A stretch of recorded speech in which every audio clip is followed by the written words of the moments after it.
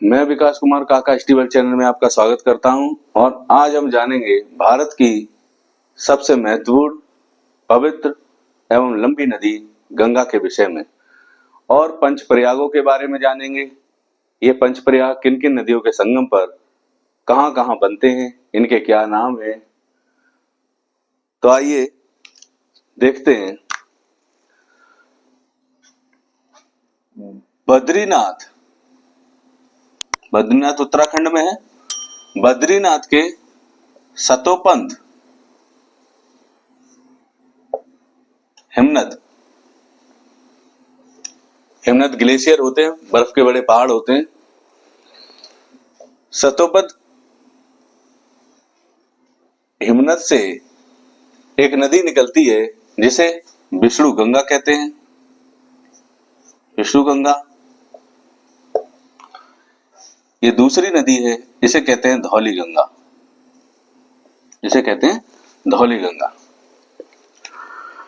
अब इन दोनों नदियों के संगम से ये दोनों नदियां एक नए नाम से आगे प्रवाहित होंगी।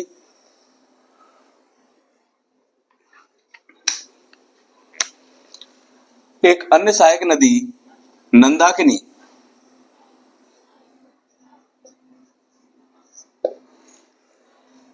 इस नई नदी में फिर आकर मिलती है।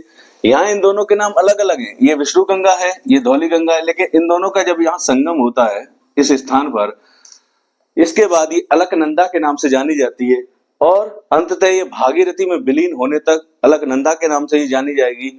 लास्ट में भागीरथी में विलीन होने के बाद भागीरथी और अलकनंदा मिलकर गंगा का निर्माण करेंगे और आगे जाकर ये दोनों नदियां गंगा के नाम से ही प्रवाहित होंगी। तो हमने देखा कि इसमें आकर नंदाकिनी नदी मिलती है। उसके बाद एक और नदी पिंडार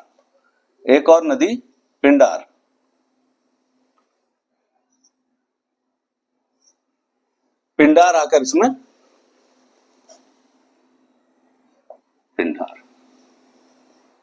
एक पिंडार नदी आकर इसमें मिलती है। अब देखते हैं केदारनाथ। केदारनाथ से एक नदी निकलती है, वो आकर यहाँ पिंडार के बाद इसमें आकर मिलती है, जिसे हम मंदाकिनी के नाम से जानते हैं। मंदाकिनी है, इसको काली गंगा भी कहते हैं। काली गंगा, इसको काली गंगा भी कहते हैं।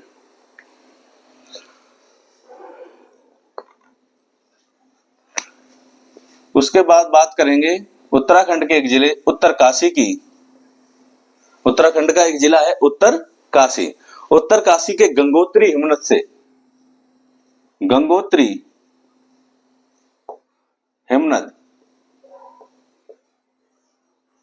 ये 3900 मीटर की ऊंचाई है इस हिमनद की। यहां से निकलती है गंगा। भागीरथी के नाम से चलती है एक नदी, जिसे उत्तराखंड में भागीरथी के नाम से जानते हैं। ये नदी बहते हुए इसी भागीरथी नदी में अलकनंदा नदी आकर मिलती है और यहां से ये दोनों नदियां मिलकर गंगा के नाम से प्रवाहित होती हैं। किस नाम से? गंगा। अब हम देखते हैं ये कौन सी नदी है? भागीरथी। इसी में एक इसकी सहायक नदी टिहरी के पास आकर, टिहरी बांध का नाम आपने सुना होगा, वही है। टिहरी में आकर मिलती है भीलांगना। कौन सी नदी है ये? भीलांगना।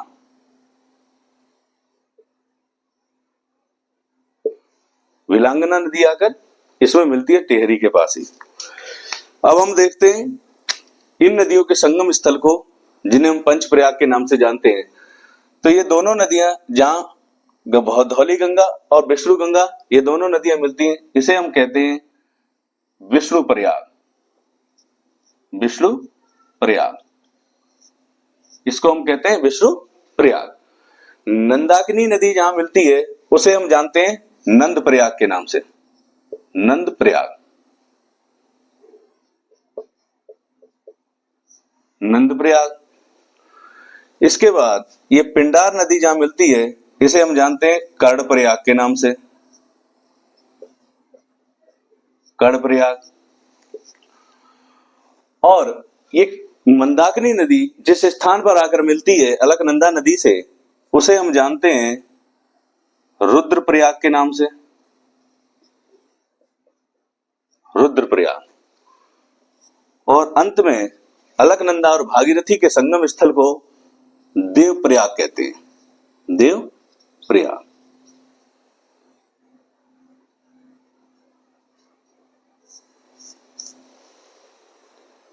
तो हमने देखा विष्णु गंगा, धौली गंगा, ये दोनों नदियां यानी विष्णु गंगा और धौली गंगा मिल रही है, इसको कहते हैं हम विष्णु प्रयाग। और वहां से ये नदी अलकनंदा के नाम से आगे प्रवाहित होती है और अलकनंदा में आकर बाएं किनारे से एक नदी मिलती है जिसे हम नंदाकिनी के नाम से जानते हैं।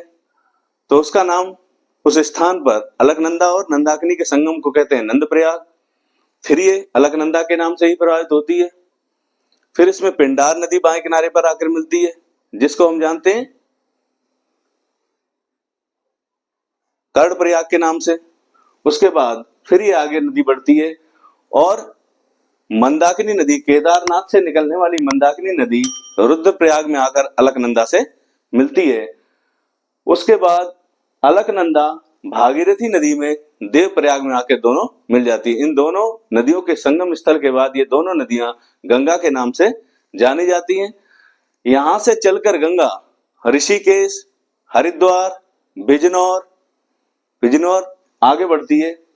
बिजनौर से गंगा नदी यूपी में प्रवेश करती है और यूपी में प्रवेश करने के बाद ये बलिया से, यूपी से बाहर निकलने के बाद बिहार में प्रवेश करती है। बिहार से झारखंड, झारखंड से पश्चिम बंगाल और पश्चिम बंगाल के फरक्का में जाकर ये दो वितरिकाओं में वितरित हो जाती है।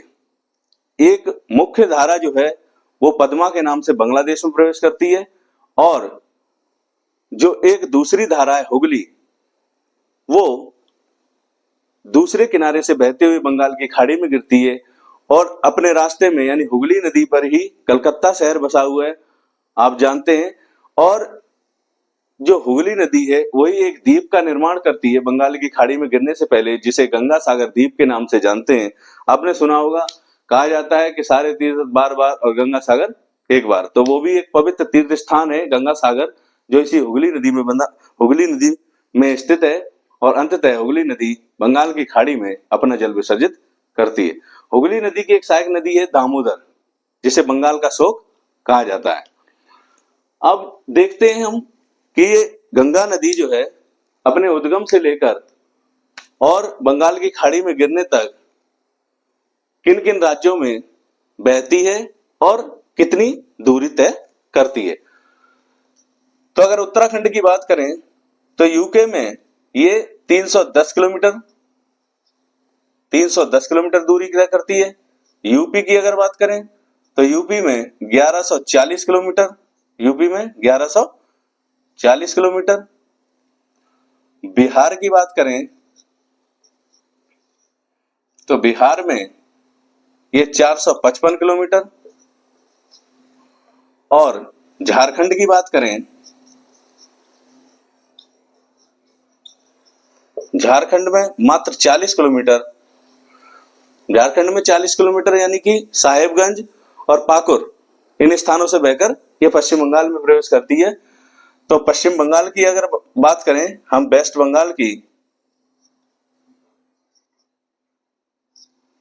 तो वेस्ट बंगाल में ये 520 किलोमीटर प्रवाहित होती है।